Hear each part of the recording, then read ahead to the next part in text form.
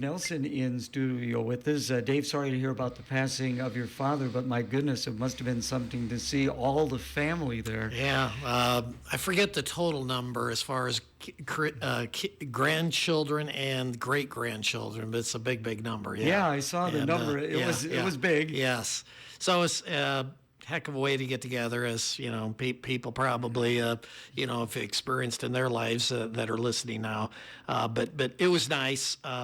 Dad would have enjoyed it as far as the gathering. We did what he wanted. We just had a more or less a pizza party. We went up to Australia's in the back room and pizza and beer. It was, what he was hoping that everybody would have. And anyway, so it was a nice gathering. And again, just great people. We also were able to cobble together a group of individuals that basically Dad had 24-hour care for basically 4 years.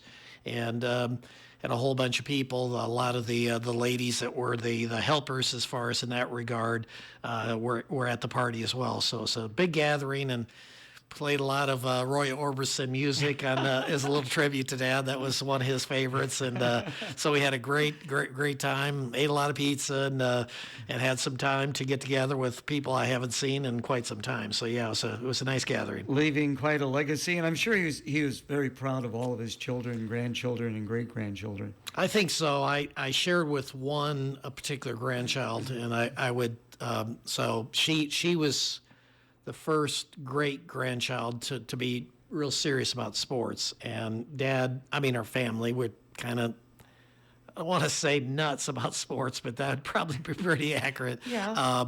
We really enjoy it. And so anyway, she's really good in soccer and has had a nice, she's 8th grade currently. And she's pretty dominant as far as out in the field. And basketball, she's been pretty dominant as far as that is concerned. So those being probably the two sports.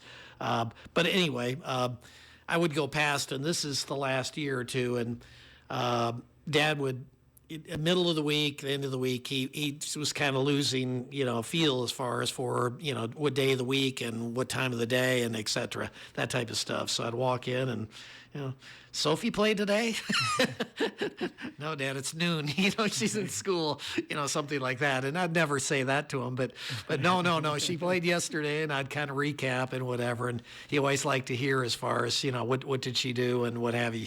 It was really nice, and certainly brought her to tears as far as I shared it with her. I don't think she had any grasp of how much joy he got listening to what she was accomplishing and whatever. And so that was really, really nice. And yeah, it's sports a big important part of our existence, and it continues to be as far as for many of the family members. I see your nephew Brian was one of the pallbearers.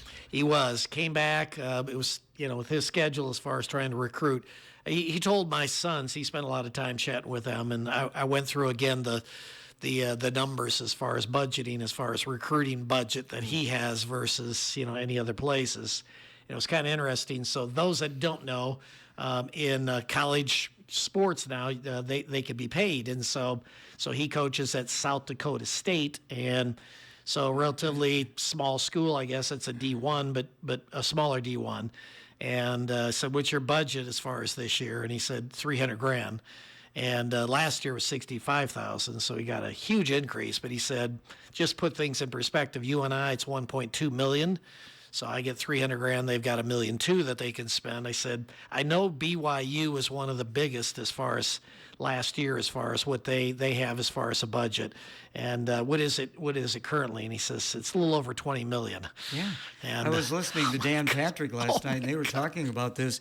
The higher Division I football programs, their budget is like around $50 million. Oh my goodness! And the basketball programs like Duke and things like that, $30 million. $30 million. Yeah. Oh my goodness sakes! But and the bad thing about it is that he was saying that it's going to take away from some of the other sports, like sure, wrestling and softball and different things like that. Sure, absolutely.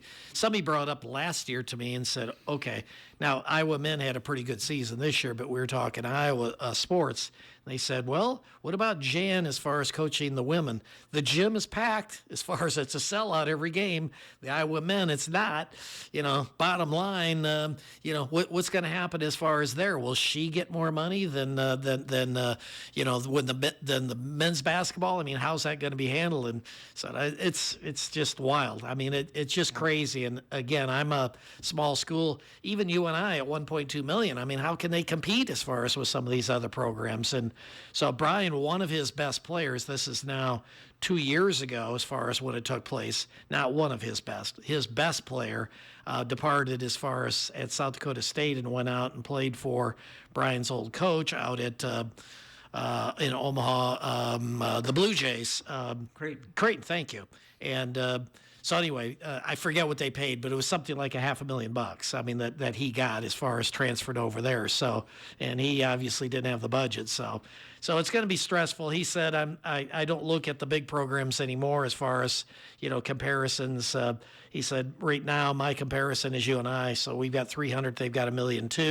It's going to be tough as far as to compete. But he thinks he's going to have a pretty good program, and he's a pretty positive guy. And, we'll see as far as his career, as far as where it brings him. Hopefully he can be competitive at that level. But, who knows as far as going forward, as far as with, again, the money that's being tossed around. I'm going to bounce this off you. This aspect, one of the things they brought up is the fact that, players who do go to South Dakota State initially, yes, not recruited by the bigger programs, but they develop their skills, and then all of a sudden the bigger schools want that talent. Yes. Should like a South Dakota State get reimbursed by those schools? Right, exactly. I mean, you look at that and you look at, people are talking about contracts. They say, well, the pros get paid. Well, the pros have to sign contracts for a year, 2 years, 20 years, whatever the case may be. In college, there's none of that at this point in time. And so, as you say, he's up there molding these guys, making them into a better player, and then goodbye.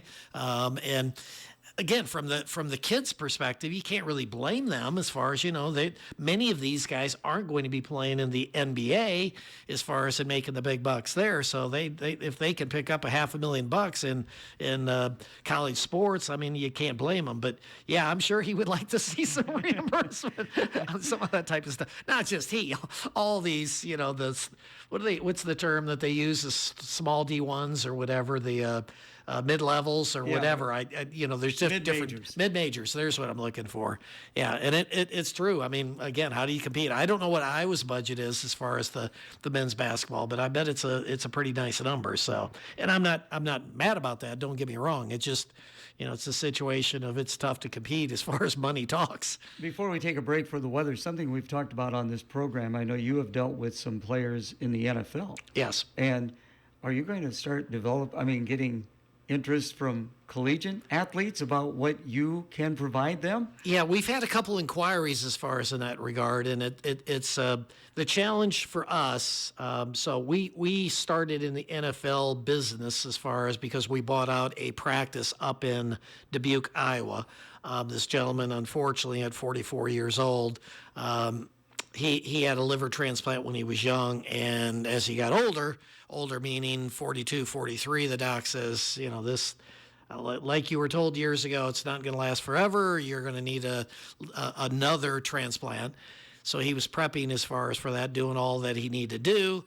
They got a liver. He's heading out to Iowa City. They open him up, and the bottom line is, I guess the easiest way that it was explained to me to understand it was it's almost like there was calcium buildup as far as where these things, his body parts and the new body parts were supposed to come together. So they said, no, it won't work. So we're going to take that liver and give it to somebody else. And he got sent home. Well, he got sent home, and needless to say, he didn't make it. Yeah. So when we were chatting with him, as far as it was in the latter stages, he had a niche. And that niche was NFL players, not the household name type players, but other players. And as we took it over, we soon realized that this is a whole different ball game here. Yeah. One gentleman alone had 17 cell bills that he was paying, telephone cell bills for all of his buddies. The agreement was when they were younger that if somebody makes it to the big time, we take care of our friends. And so these guys are ripping through money like crazy. I mean, you got $1 million coming in and you got $1.5 million going out. It's not a good scenario. So anyway, so yeah. We'll see. I would like to work with golfers. I would like to work with probably baseball players. They're a little calmer, probably easier individuals to work with than a lot of the athletes that we've worked with as far as in the past. All right. So many things. We could probably talk sports the entire time. Yes, we could. Yes. But we're going to talk business in the second right. part. Our weather update brought to you by the Clinton Midas. For Wednesday, we're tracking one more jacket-worthy day as temperatures will be limited to the upper 50s. The difference today, a little bit more wind and a little filtered sunshine. Getting a little frosty tonight, we'll see partly cloudy skies and overnight lows in the mid-30s. With your Storm Track 8 weather impact forecast, I'm meteorologist Andrew Stutsky. Right now we're at 46 degrees. Our update brought to you by Midas. Your Clinton Midas, locally owned and operated for 49 years. Trust your vehicle to the Clinton Midas. Be ready to hit the road this summer after a visit to your Clinton Midas. They are ready to make sure the air conditioning system will be there to keep you cool. See them for tires, batteries, check your brakes and your suspension. For maintenance or major repairs, count on the Clinton Midas, 1432 Lincoln Way. You can trust the Midas touch with the Clinton Midas. First Wednesday of the month, so we get to continue to the bottom of the hour with Dave Nelson of NelsonCorp Wealth Management. Well, it's my understanding the market's actually doing pretty well. We talked just a little bit ago about the craziness as far as money, trying to buy players, what have you. Our world has just been nuts as far as in that regard. You look at what's taking place around the globe as far as the skirmish, or if you want to call it a war, different terminologies. Bottom line, not good as far as what's taking place abroad. And yet the market has been going up, up, up. So again, for those that don't know, what markets typically do is they make an initial adjustment as far as to what's taking place and what they anticipate is probably going to take place. And then we start looking forward.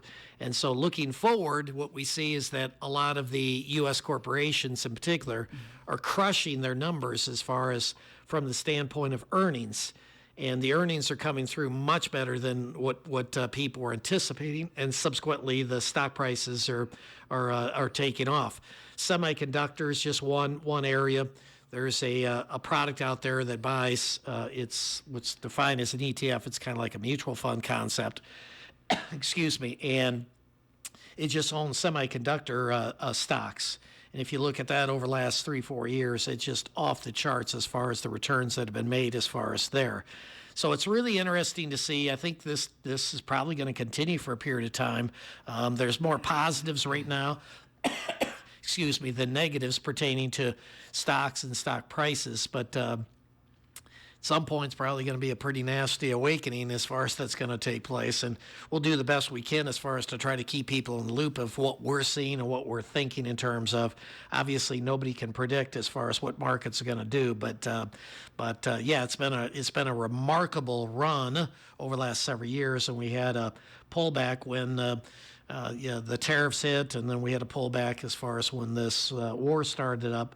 But we're kind of looking the other direction now, and markets continue to go up this morning. Big numbers this morning that we're up. So again, it's clients, I'm sure, are enjoying it as far as looking at their account balances, and we're hoping that it continues. But obviously, trees don't grow forever as far as in the sky. So at some point, there's going to be a payback, and again, we'll try to mute as much of that as we possibly can. You've been doing this for some time now. Have you seen this much volatility in the past? The closest would be probably and most of the volatility has been on the upward side, which is kind of weird. And again, people don't mind volatility when it's going up; they just don't like it as far as when it's going down. But the late 90s would be probably the closest parallel to what we're seeing.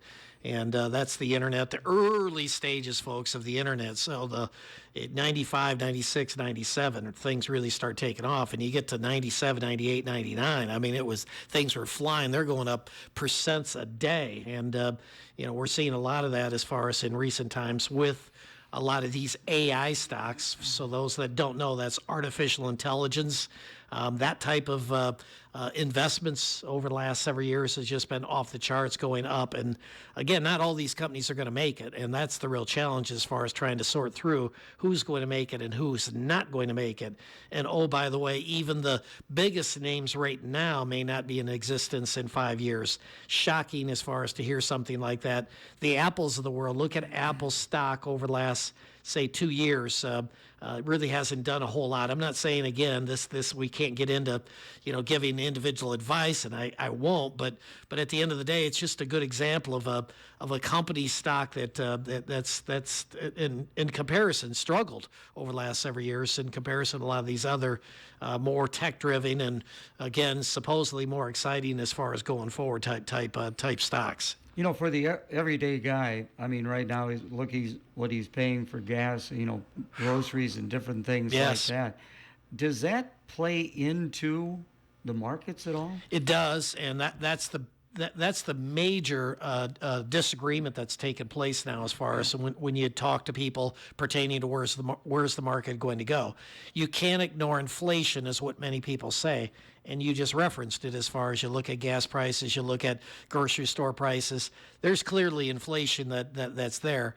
What caused it is a whole bunch of disagreement as far as the tariffs. No, it wasn't the tariffs. Who knows exactly? But the reality is prices have gone up and gone up considerably as far as from back in the day.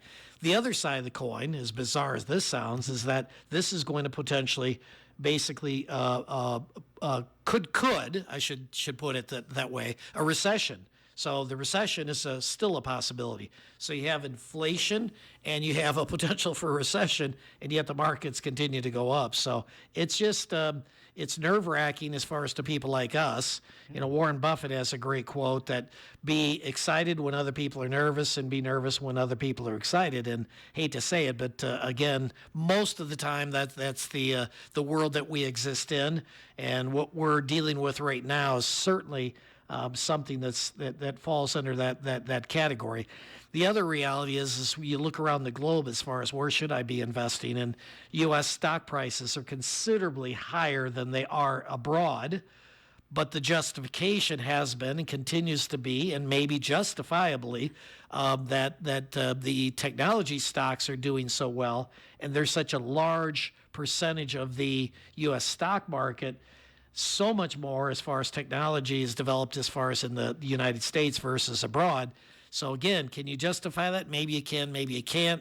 I'm just telling people as far as clients when we have meetings with them, said we've had 3 really good years. If we break even this year, I personally will be very happy as far as with that. Now, we're above that now, but again, we got a long ways to go as far as the balance of the year. Throw elections in, we've got a new a governor as far as that's overseen as far as the federal governorship. So a lot of these things don't end well. And so time will tell. And again, we're ready to play some heavy defense if and when the time seems appropriate.